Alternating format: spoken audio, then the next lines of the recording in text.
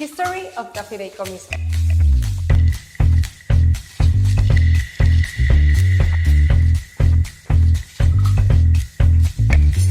When Mexico became independent, the Constitution stated that any foreigner could buy land in our country.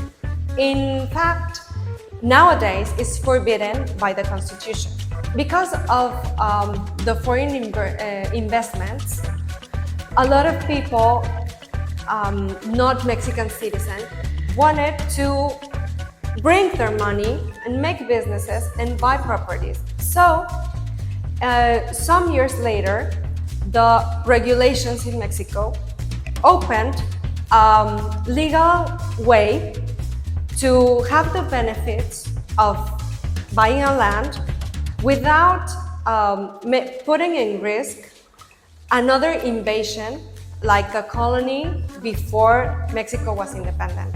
So, the regulation stated restricted area in 50 kilometers from any border, land or sea, which is restricted for foreigners to buy directly. So if you go to states or places like Mexico City, you will, as a foreigner, you will not need this trust or this fideicomiso. But if you are buying in this area that is restricted, you will need this kind of legal document or figure to have the benefits of buying a land. Make sure that if you have a house on the beach or close to land borders, you will always need this fideicomiso.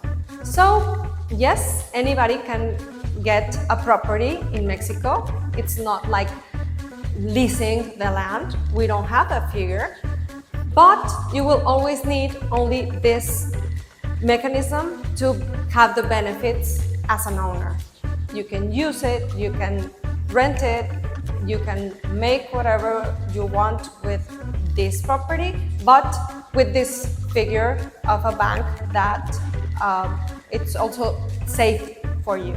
Fideicomiso is not a mortgage, and you will not be able with this to have a bank account or to be able to have a credit, but it will be safe for your property, so the government cannot take the property from your benefit.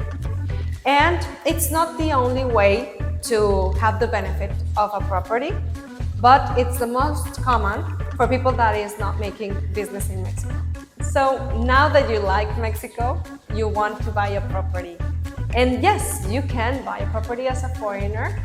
And which are the steps to follow? Well, first, you will have to sign a promissory contract, even if it's for 1 month to pay in full, or 1 year or a little more in the case of pre-sale. So you will need to read the terms and conditions of this promissory contract. Then you will have to make some installments. Then perhaps you will have the closing process. You will have a date for the physical delivery, and then start the title process.